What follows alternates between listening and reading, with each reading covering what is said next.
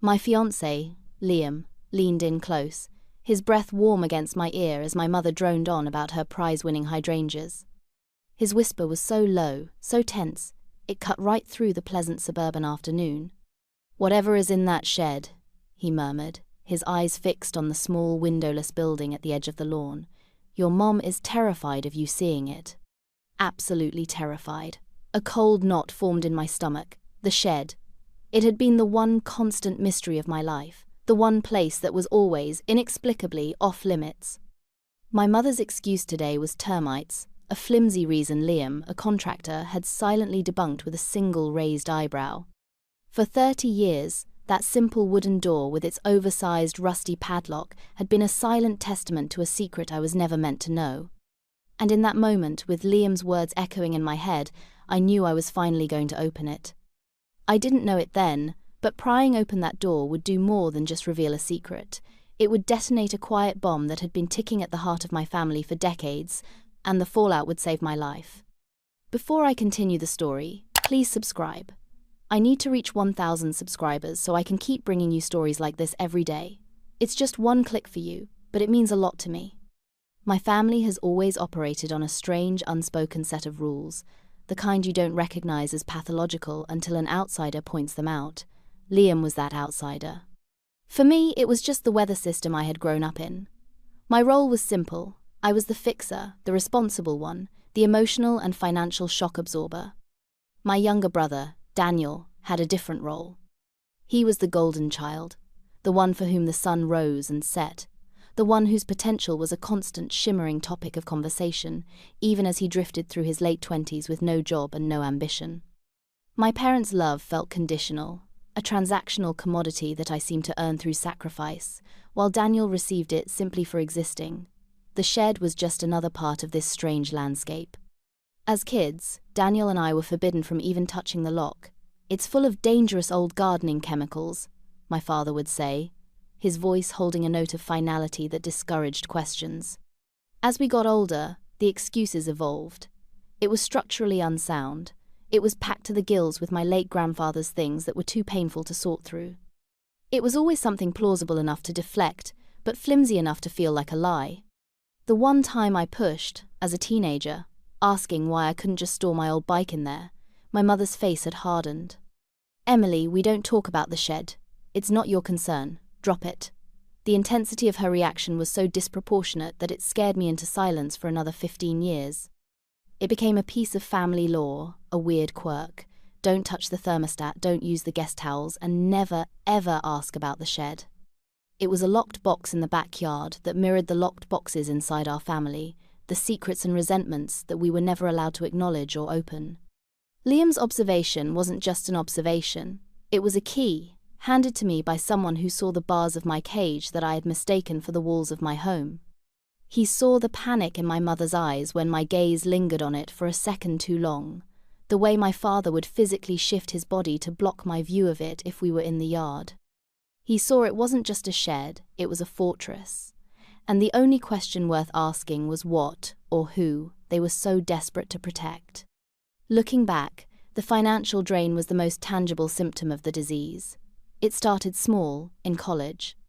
$100 here for a textbook, $200 there for a utility bill they swore was a month behind. "We just need a little help to get over this hump, sweetie," my mom would say, her voice a practiced blend of weary and hopeful. "You're so good with money, Emily. We don't know what we'd do without you."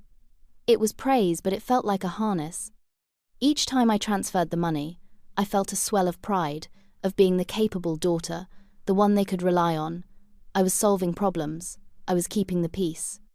After I graduated and got my first real job as a software engineer, the requests escalated. The humps became mountains.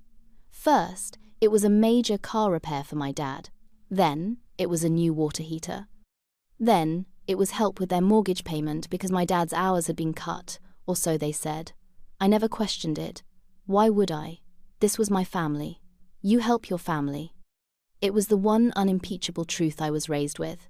Daniel, meanwhile, was a black hole for their resources, yet they never asked him for a dime. In fact, money flowed in his direction exclusively. A new gaming computer to help him build a portfolio. A down payment for a flashy car because it was important to project success. They paid his rent for years after college, framing it as an investment in his future. When I once gently asked why I was paying their mortgage while they were paying Daniel's rent, my mother's response was swift and cutting. "Emily, that's a very selfish way of looking at it. Your brother is still finding his feet. You're established. It's not the same. Family helps each other. They don't keep score." That phrase, "don't keep score," was the ultimate shutdown. It was a tool used to imply that my feelings of being used were petty and transactional, while their blatant favoritism was noble and selfless. The irony was staggering, but I was too deep in the fog of obligation to see it clearly. I just learned to stop asking, to push down the resentment, and to keep writing the checks. I was the designated driver at a demolition derby, and my only job was to keep the whole broken thing from crashing, no matter the cost to myself. The most painful memory, the one that serves as a perfect microcosm of my entire childhood, happened when I was 16. I had spent a whole year saving up money from my part-time job bagging groceries. Every single paycheck, I put half of it into a savings account for a used car, a beat-up but functional 1998 Honda Civic I had found. It was my ticket to freedom, a way to get to my job without relying on the city bus, and a way to have some semblance of a social life. I had saved exactly $2,000, the asking price of the car. I was ecstatic. When I told my parents, my dad nodded approvingly. "Good for you, Em. That's real responsibility."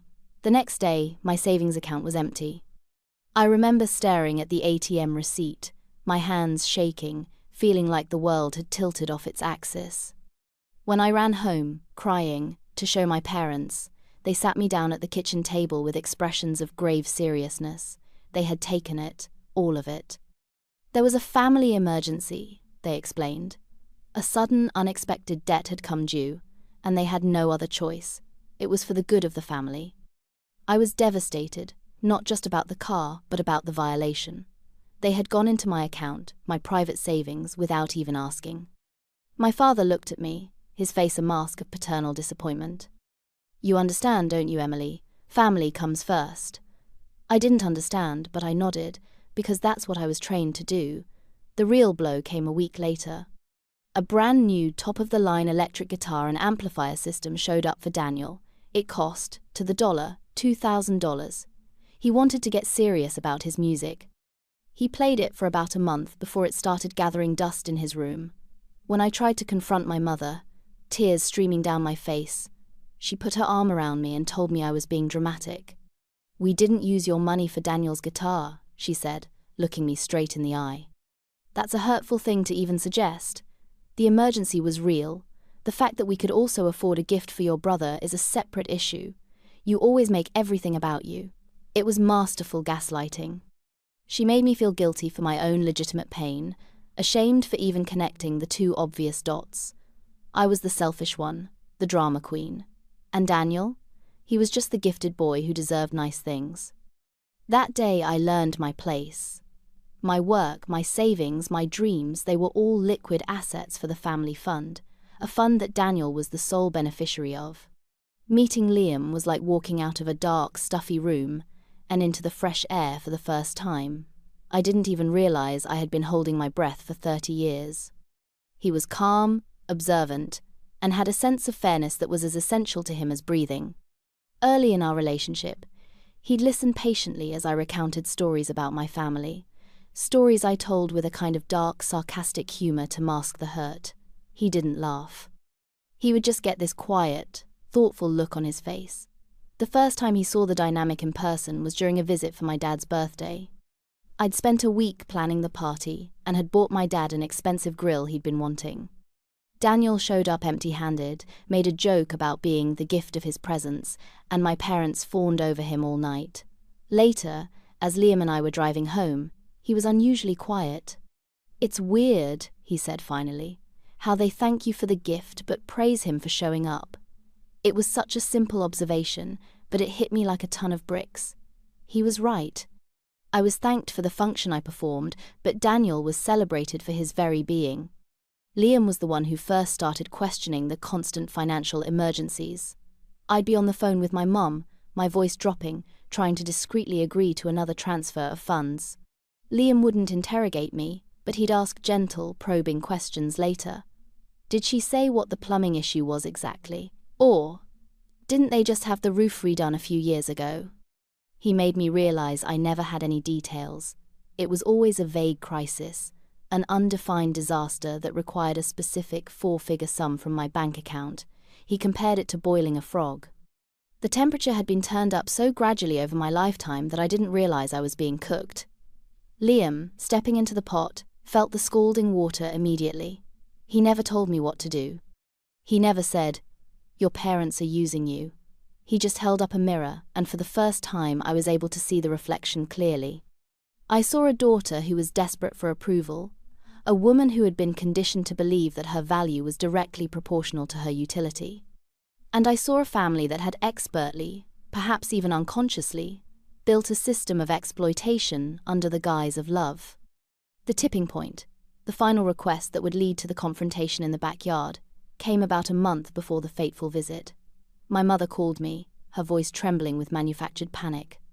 It was the house, she said. The foundation had a massive crack, a serious structural issue that needed immediate professional attention.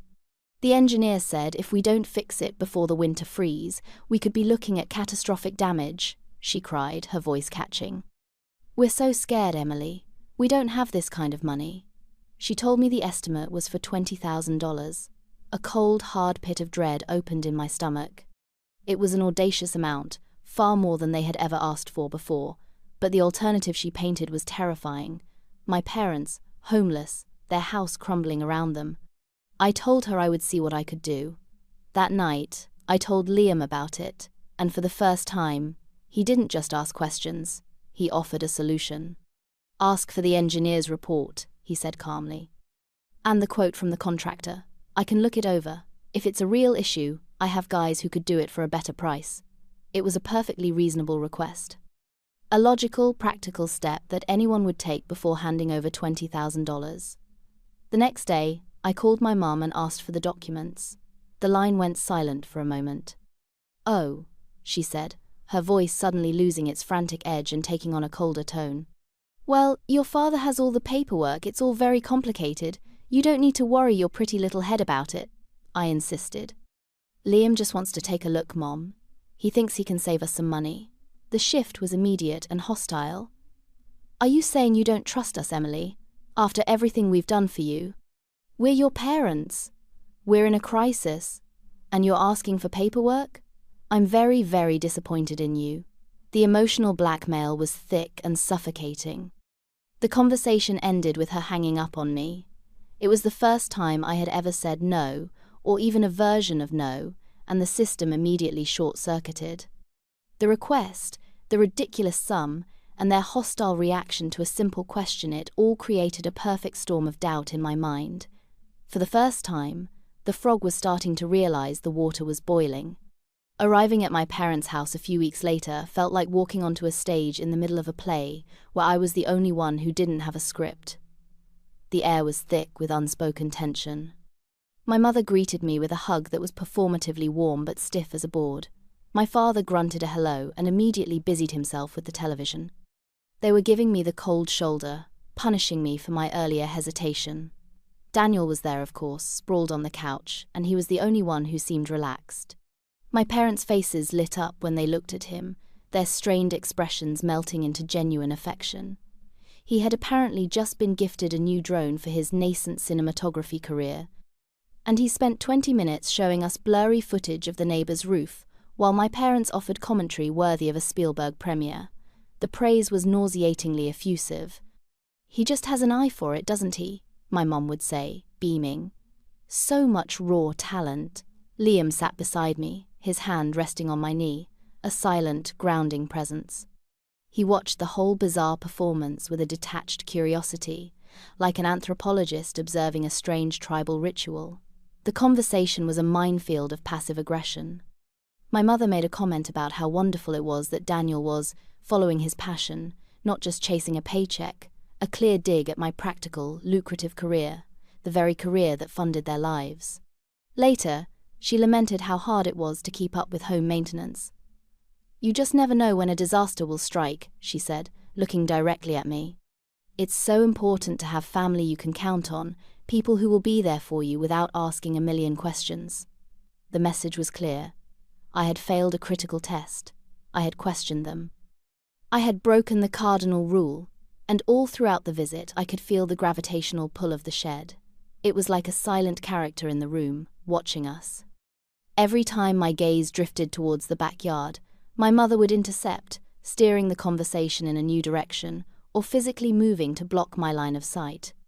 It was no longer a passive secret. It felt active, alive. It was a dragon they were guarding, and Liam's whisper had just made me realize I was the one who needed to find a sword. After Liam's whispered comment about my mother's terror, my perception of the afternoon shifted. I was no longer a guest in my parents' home. I was a detective at a crime scene. Every word, every glance, was a potential clue. While my mum was in the kitchen preparing drinks, I decided to test the waters. I walked over to my dad, who was still glued to a golf tournament on TV. I kept my tone light and casual. "Hey Dad," I started. "I was just thinking, my old bike is probably still in the garage, right? I'd love to take it for a spin later if it's not too buried." His eyes didn't leave the screen. "Garage is a mess, Emily. Don't think you'll be able to get to it." I pressed on, my heart starting to beat a little faster. "Well, what about the shed? There's got to be plenty of room in there. Why don't you just give me the key and I can check?" The reaction was instantaneous. He muted the television, and his whole body tensed. He turned to me, his face clouded with an anger that was far too intense for the question I'd asked. "I told you to drop it about the shed," he said, his voice a low growl. "It is not your concern. It's full of junk and it's dangerous." End of discussion. He unmuted the TV, turning the volume up higher than it was before, a clear signal that the conversation was over. But I had my answer. His panicked, aggressive response was more telling than any confession. People don't react that way to a simple question about a storage shed. They react that way when you're getting too close to a secret they would do anything to protect. Later, while everyone was distracted by one of Daniel's long-winded stories, I slipped away into the garage. It was cluttered, as my dad had said, but I wasn't looking for my bike. I was looking for a key. I rummaged through the old coffee cans full of nuts and bolts, checked the pegboard where he kept his tools, and searched the drawers of his workbench. Nothing. There was no key for the shed's padlock, but there, hanging innocently on the wall, was a large pair of bolt cutters. The sight of them sent a jolt through me. It was a solution. A definitive, irreversible solution. I left them there, but I knew I'd be back. The thought of what I was about to do break into a part of my own family's property should have filled me with guilt. Instead, I felt a strange sense of calm resolve. They had been lying to me my entire life. I wasn't just going to find out why. I was going to take back the truth. That night, sleep was impossible. Liam and I lay in the guest room bed, the silence buzzing with unspoken energy. The plan was simple, and we had formed it with nothing more than a series of shared glances across the dinner table. We would wait until everyone was asleep, until the house was dark and still, and then we would go out to the shed. Liam broke the silence first. "You don't have to do this," he whispered, his voice serious. "If you want to just leave tomorrow and never look back, I'm with you." I appreciated his offer, his constant willingness to put my well-being first, but I knew that wasn't an option. Leaving without knowing would be its own kind of prison. The question of what was in the shed would haunt me forever. "I have to," I whispered back. "It feels like my whole life is leading up to this. I have to know what they've been hiding from me." He squeezed my hand in the darkness. "Okay," he said. "Then we do it together." We waited until well after 1 a.m., listening to the house settle. We heard my father's heavy snoring start up down the hall, the final signal that our window was open. Moving like shadows, we slipped out of the room and crept down the stairs, each creak of the old floorboard sounding like a gunshot in the silent house. The back door lock clicked open with painful slowness. The garage was even more menacing in the dark. I used my phone's flashlight to find the bolt cutters, their cold, heavy steel feeling both alien and purposeful in my hands. Stepping out into the backyard was surreal. The moon was bright, casting long, distorted shadows across the lawn. The shed, our destination, looked small and ordinary, but it felt like a monolith, a tomb. Every step we took on the damp grass felt momentous. I could hear my own heartbeat pounding in my ears. This was a line I could never uncross. For years, I had been the good daughter, the one who kept the peace, the one who swallowed her own feelings to maintain the family's fragile equilibrium. Tonight, I was done. Tonight, I was the one bringing the storm. Liam took the bolt cutters from me as we reached the door, his presence a steadying force in the face of my mounting anxiety. He was my anchor, the catalyst, the one who had given me the courage to finally question my reality. Without him, I'd still be writing checks and pretending not to notice the bars of my cage. He positioned the jaws of the cutters around the thick, rusty shackle of the padlock. "Ready?" he whispered. I took a deep breath and nodded. "Ready." The sound of the lock snapping was shockingly loud in the dead of night. It was a sharp, metallic crack that echoed in the stillness, and I flinched, certain it had woken the entire house, the entire neighborhood. We stood frozen for a full minute, listening, but there was only the sound of crickets and the distant hum of the highway. The padlock, now useless, fell to the ground with a soft thud. The moment of truth was here. Liam pulled the broken shackle from the hasp, his movements slow and deliberate. He looked at me, a silent question in his eyes. "Are you sure?" I gave a firm nod, my resolve hardening into steel. I had come this far. There was no turning back now. I reached out and my hand trembled as I grasped the simple wooden handle of the shed door. It hadn't been opened in so long that it was slightly stuck. It took a firm pull and it finally gave way with a low, groaning creak that seemed to emanate from the very depths of the earth. And then the smell hit me. It wasn't the expected scent of damp earth, rust, and old chemicals. It was the smell of newness. The clean, sterile scent of new plastic, new leather, and fresh paint. It was completely wrong, utterly disorienting. I fumbled for my phone, my thumb swiping clumsily to turn on the flashlight. The narrow beam cut through the darkness, and my mind struggled to process what I was seeing. The light danced across smooth, polished surfaces, gleaming chrome and bright, vibrant colors. This wasn't a storage shed filled with forgotten junk. It wasn't dangerous or structurally unsound. It was a showroom, a pristine, meticulously organized treasure trove. My light first landed on a row of designer handbags, still stuffed with tissue paper, sitting on a custom-built shelf. Below them were dozens of shoe boxes, stacked neatly, brands I recognized from the pages of fashion magazines. Against the far wall, a top-of-the-line racing bicycle was mounted like a piece of art, its carbon fiber frame gleaming. Next to it was a set of new golf clubs in a high-end bag and a mountain of brand-new, unopened electronics, the latest iPhone, a tablet, a high-end laptop, a professional-grade camera. It was a store, a private, secret boutique filled with thousands upon thousands of dollars worth of luxury goods. It made no sense. My parents clipped coupons. They complained about the price of gas. They had just begged me for $20,000 to fix a foundation they claimed was about to collapse. None of this computed. And then, my light fell on a small desk in the corner, and I saw the piles of paperwork. Moving as if in a trance, I walked towards the desk, the beam of my phone's flashlight cutting a nervous path through the bizarre collection of opulence. Liam was right behind me, his silence a heavy presence. He didn't need to say anything. The shock was radiating from him, mirroring my own. The shed was bigger on the inside than it looked, or perhaps it just felt that way because every square inch was so efficiently packed with brand new merchandise. I ran my hand over a stack of cashmere sweaters still in their plastic wrapping. They were all in a men's size medium, Daniel's size.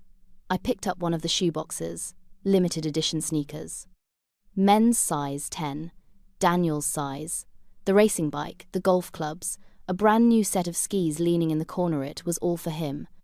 This wasn't just a collection of expensive things. It was a curated hoard for their golden child. It was his inheritance, purchased in advance, while I was funding their electric bills. It was a museum of their priorities, a monument to their betrayal. The sheer scale of it was breathtaking. There had to be over $100,000 worth of goods in this 10 by 12 foot space. My throat felt tight, and a wave of nausea rolled over me. All the sacrifices I had made, all the overtime I had worked to help them with their emergencies, it had all been a lie. A long, elaborate, cruel deception. My money hadn't gone to fixing a leaky roof or paying for a medical bill. It had gone here. It had been converted into luxury goods for my brother, who likely had no idea that his sister's sweat and stress were funding his lifestyle. Or maybe he did. At that moment, I wouldn't have put anything past any of them. Then I reached the desk. It was a small, cheap particle board desk, the one piece of furniture in the shed that didn't scream luxury.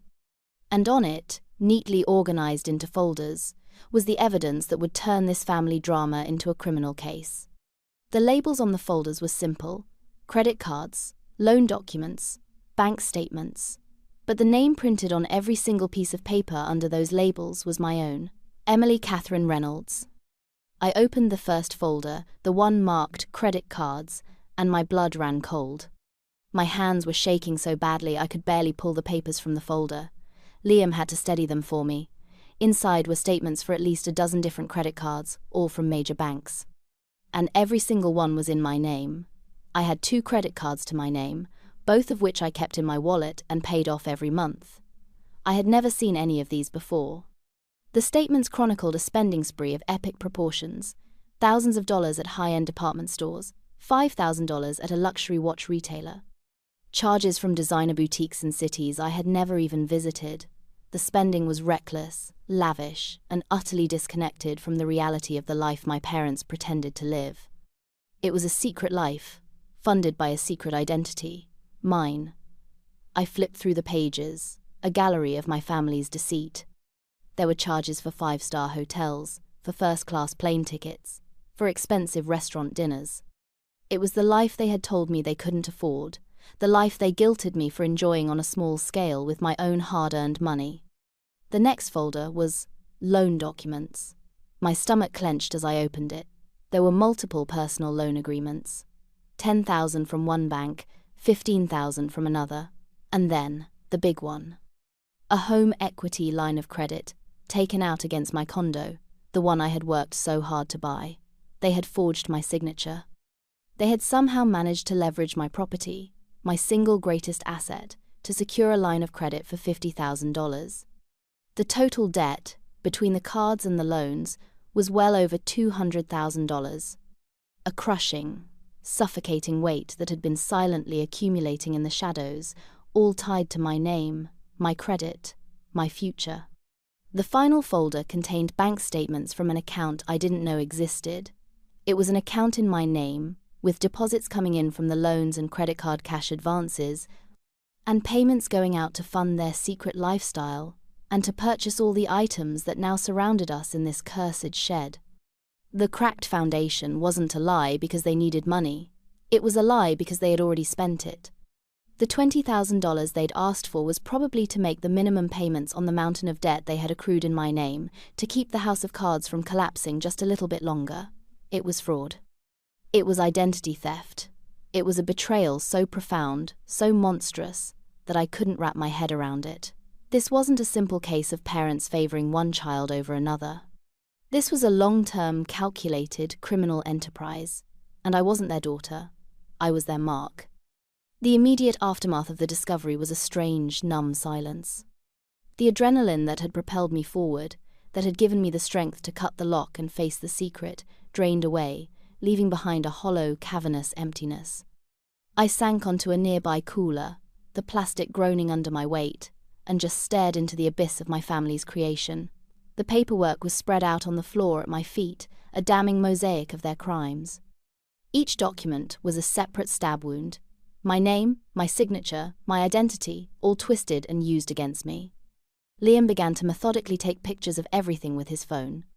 He documented the contents of the shed, the designer goods, the shelves, and then he took clear, well-lit photos of every single page of every loan agreement, every credit card statement. He moved with a quiet, grim efficiency, his anger a palpable force in the small space.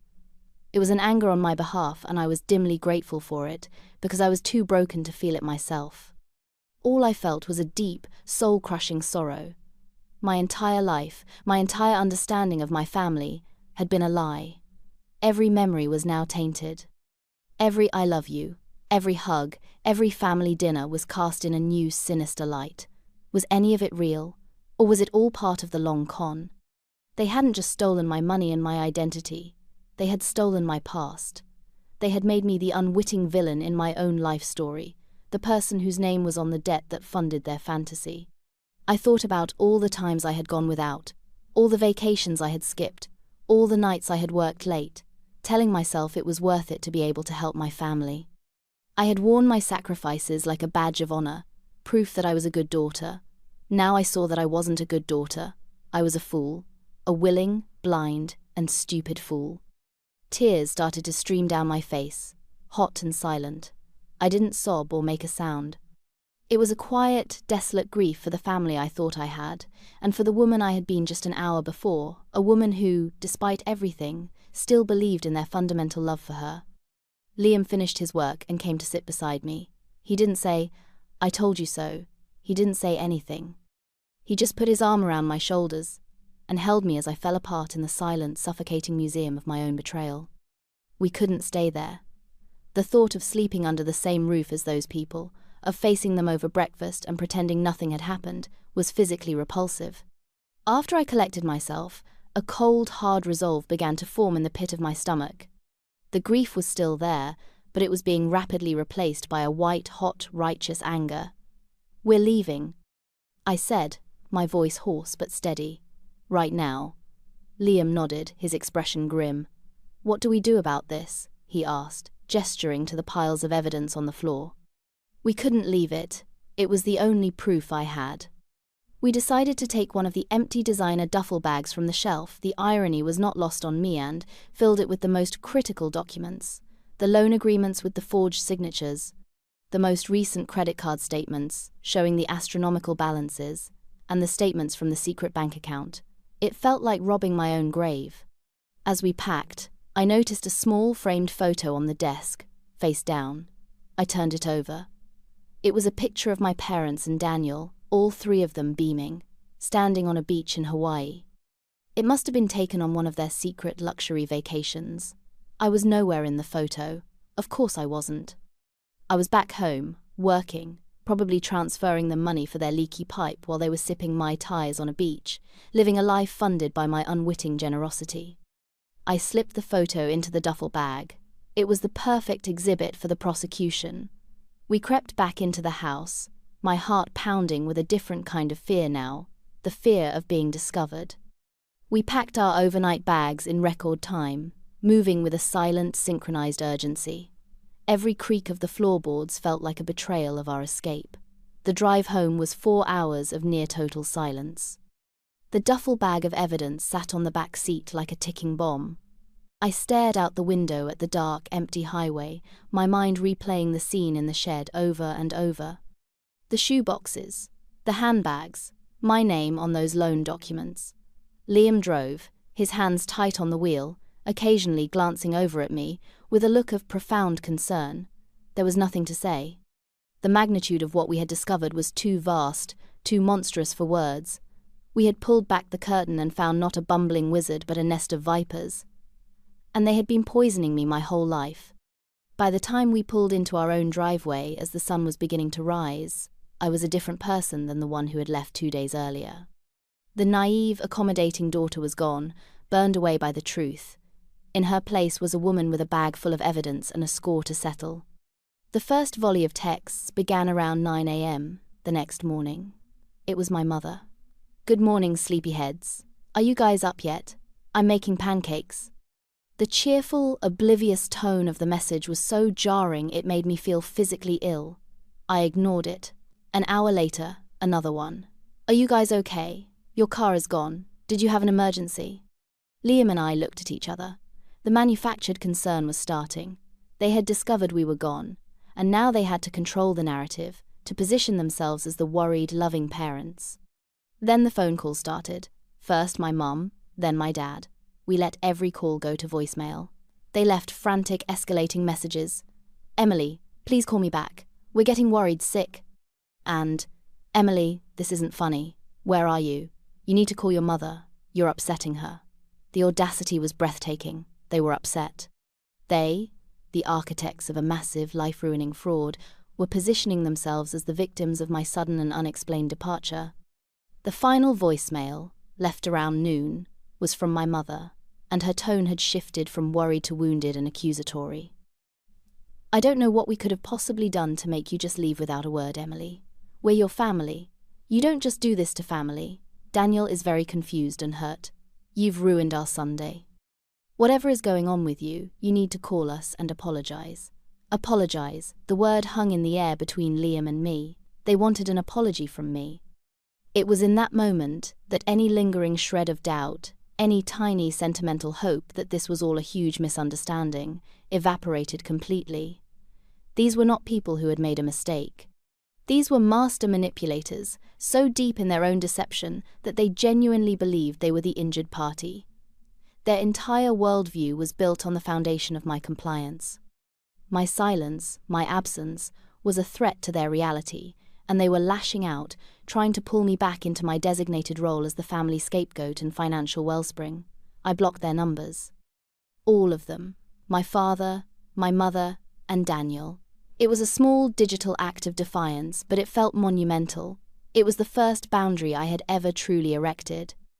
The lines of communication were now closed. The next time they heard from me, it wouldn't be through a phone call, it would be through a lawyer. The first person we called on Monday morning was a lawyer who specialized in financial fraud. I found him through my company's legal assist program. I explained the situation to him over the phone in a flat, dispassionate voice that felt like it belonged to someone else. He was silent for a long time after I finished. "In my 25 years of practicing law," he said finally, "this is one of the most egregious cases of familial fraud I have ever encountered." His words were a strange sort of validation. I wasn't crazy. I wasn't overreacting.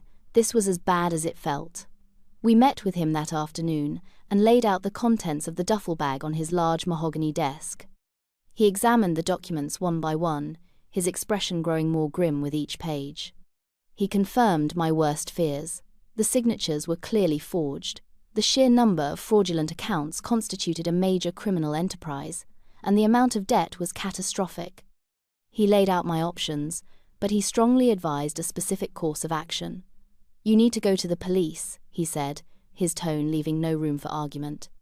"You need to file a police report for identity theft and fraud immediately. This is the first and most critical step to freezing these accounts and beginning the process of clearing your name." The thought of walking into a police station and accusing my own parents of being criminals was terrifying. It felt like a final, irreversible betrayal, even though they were the ones who had betrayed me. But the lawyer was right. This was beyond a family squabble. This was a crime. A series of felonies, to be exact. That afternoon, with Liam holding my hand, I sat across from a detective and told him my story. I watched his face shift from professional skepticism to genuine shock as I detailed the decades of financial abuse, culminating in the discovery in the shed. I handed him copies of the evidence. He assured me they would take it very seriously, and that an investigator would be assigned to my case immediately. Walking out of the police station felt like stepping onto a new continent. I had severed the final tie. I had taken my private family shame and exposed it to the cold, impartial light of the law. There was no going back. The war had begun. The next steps were a blur of legal and financial activity. On the lawyer's advice, I placed a fraud alert on my credit report, contacted the fraud departments of all the banks involved, and started the long, arduous process of disputing every single fraudulent account. It was a full-time job, untangling the web of lies my parents had woven around my life. But with every call I made, with every form I filled out, I felt a little bit of my power returning. I was no longer a victim, I was a survivor, and I was fighting back. It took them 3 days to find me. 3 days after I had gone to the police, my apartment buzzer shrieked, a long, angry, insistent sound. I looked at the security camera feed on my phone, and my stomach dropped. It was them. My mother, my father, and Daniel, standing on my doorstep, their faces contorted with a mixture of anger and desperation. I knew this confrontation was inevitable, but I wasn't prepared for the sheer force of their denial.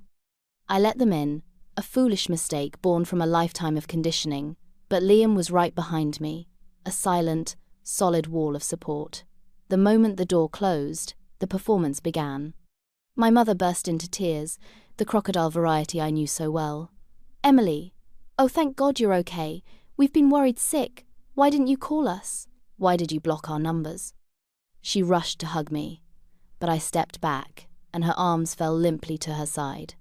Her expression flickered from feigned relief to genuine shock at my rejection. My father took over, his voice booming with paternal authority. What is the meaning of this, Emily? You vanish in the middle of the night, you don't answer your phone. We get a call from a detective this morning. A detective? What have you done?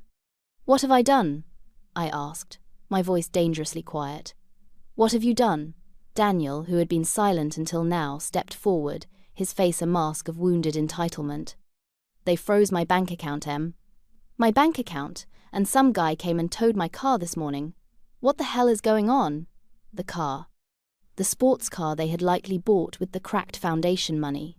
The sheer, unadulterated selfishness of his concern was the final straw. The dam of my composure broke. Your car? I laughed, a sharp, bitter sound. They towed your car? Oh, I'm so sorry to hear that. You know what I was doing this morning? I was on the phone with a credit card company, trying to explain that the $40,000 balance in my name wasn't mine. So you'll have to forgive me if I'm not weeping over your precious car. The room went silent.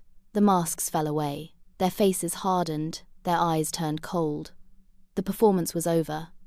My mother was the first to speak, her voice dripping with venom. How could you do this to us? We are your family. We were going to pay you back. We just needed a little more time. It was the confession I'd been waiting for, a pathetic admission wrapped in an accusation. Pay me back? I shot back. You have $200,000 of debt in my name. You ruined my credit. You committed multiple felonies. There is no paying it back. The confrontation in my living room was the final, ugly act of a play that had been running my whole life. With Liam standing firmly by my side, I found a strength I never knew I possessed. I was no longer the timid, accommodating daughter. The person they were facing was a stranger to them, a woman forged in the fire of their betrayal. You didn't just borrow money, I said, my voice cold and even, the rage now focused into a laser point.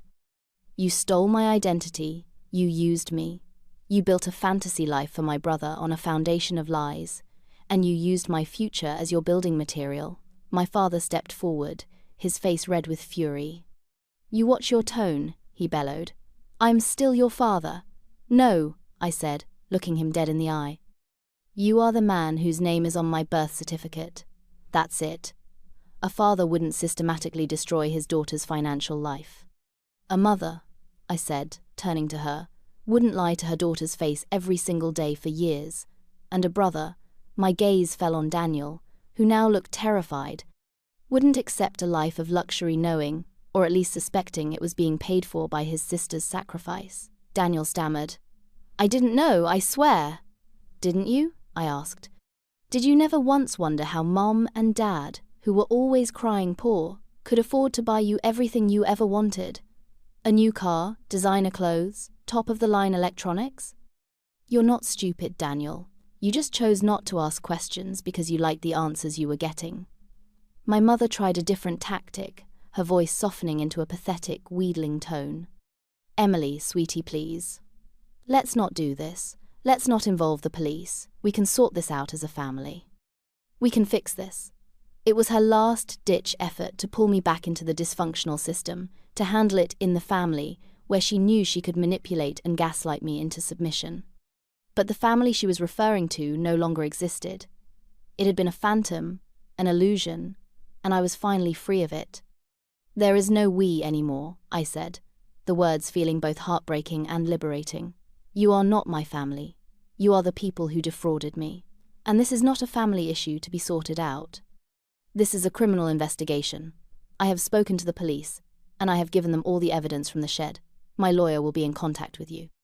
Now, get out of my apartment. For the first time in their lives, they were speechless. They had no script for this version of Emily.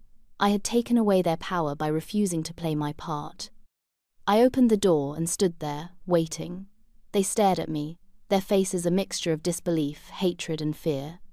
Finally, defeated, they shuffled out, a pathetic parade of disgraced con artists. I closed the door behind them, and for the first time in my life, I felt truly, completely free. The fallout was swift and catastrophic, for them. The police investigation moved quickly, armed with the mountain of evidence we had provided. The district attorney saw it for what it was, a clear-cut case of major fraud and identity theft. Warrants were issued, my parents' assets were frozen, their bank accounts seized. The house of cards they had so carefully constructed collapsed in on itself. The sports car was just the beginning. The repo men had a field day. The luxury goods, once destined for Daniel's future, were now evidence in a criminal case. The community they lived in, a small suburb where reputation was everything, was rocked by the scandal. The story, as these things do, got out. My parents, who had cultivated an image of a hard-working, respectable couple, were exposed as criminals who had preyed on their own daughter. Friends they had known for decades shunned them. They became pariahs. My father was forced into retirement from his job at the local municipality, a quiet resignation to avoid a public firing. My mother, who thrived on social status, effectively became a shut-in. The shame was too much for her to bear. Daniel was hit the hardest in some ways. He was not charged with a crime, as it was impossible to prove he was a knowing participant rather than a willfully ignorant beneficiary. But his cushy, subsidized life vanished overnight. His condo, which my parents had been paying for, went into foreclosure. He had to sell the drone, the gaming computer, everything, just to make ends meet. He was forced, for the first time in his 30 years of life, to get a real, entry-level job. He was completely unprepared for the reality of a world that didn't revolve around him. I heard through the grapevine that he was bitter, angry, and blamed me for ruining his life. He still couldn't see that the life he had was never really his to begin with. It was a mirage purchased with my stolen future. I felt a strange pity for him, but no guilt. Facing consequences for the first time was the only chance he had at ever becoming a functional adult. As for my parents, they accepted a plea bargain to avoid a lengthy public trial. They pleaded guilty to multiple counts of fraud. They avoided jail time, a concession made due to their age and lack of prior offences, but they were sentenced to years of probation, hefty fines, and court-ordered restitution to me. They were forced to sell their house, the very house they had pretended to save, with my money to begin to pay back the debt they had accrued in my name. They were financially and socially ruined, their lives dismantled by their own greed and deceit. While their world was collapsing, mine was slowly being rebuilt. The legal process was a marathon, not a sprint. It took over a year of constant paperwork, phone calls, and legal meetings to fully untangle the mess. I had to fight with credit bureaus to get the fraudulent accounts removed from my record. I had to prove, over and over again, that I was the victim of a crime. It was exhausting and frustrating, but with each small victoriach, fraudulent debt erased from my name, I felt a piece of my life being returned to me. Liam was my rock through it all. He sat with me for hours while I was on hold with banks. He proofread every letter my lawyer drafted, and he was there to celebrate every milestone. He had been the catalyst for the change, and he was the foundation on which I was building my new life. The emotional healing was a much more complex journey. I went to therapy to unpack the decades of emotional manipulation and gaslighting. I had to learn to set boundaries, to trust my own judgment, and to understand that I was not responsible for the happiness or stability of others. I had to grieve the loss of my family, not the family they actually were, but the family I had always wanted them to be. It was a painful process, but it was also incredibly liberating. A surprising side effect of the whole ordeal was the profound sense of lightness I felt. For years, I had been carrying the weight of their constant emergencies, the low-grade, persistent anxiety of waiting for the next financial crisis to hit. Now, it was gone. My money was my own. My future was my own. I could plan a vacation without worrying that I would get a desperate phone call demanding funds. I could invest in my own retirement, save for my own goals. The peace of mind was priceless. It was a quiet, stable, and peaceful existence that I had never known was possible. I was no longer the family's shock absorber. I was just Emily.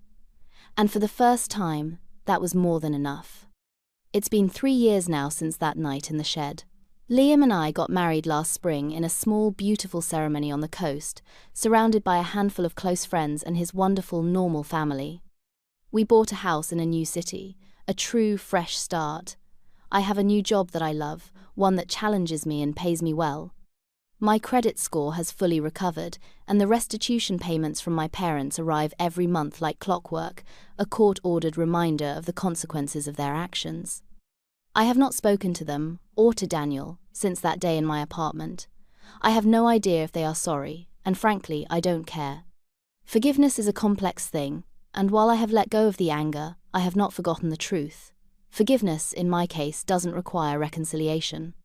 My forgiveness is for myself, for not seeing it sooner, for allowing myself to be used, for believing that my worth was tied to my sacrifice. My peace required a permanent amputation. Sometimes I wonder if there was another way, a less destructive path I could have taken. But when I really think about it, I know there wasn't. Their deception was too deep, the rot too extensive. It wasn't a wound that could be healed, it was a cancer that had to be cut out. Cutting them out of my life was not an act of vengeance, it was an act of survival. I look at my life now, at the genuine love and stability that fills it, and I know I made the right choice. I escaped the demolition derby. I am no longer anyone's designated driver. I am finally, blissfully, in the driver's seat of my own life, and the road ahead is clear. So I'll ask you, the person who has listened to my story, what would you have done? Did I go too far by burning it all down, or was it the only way to save myself?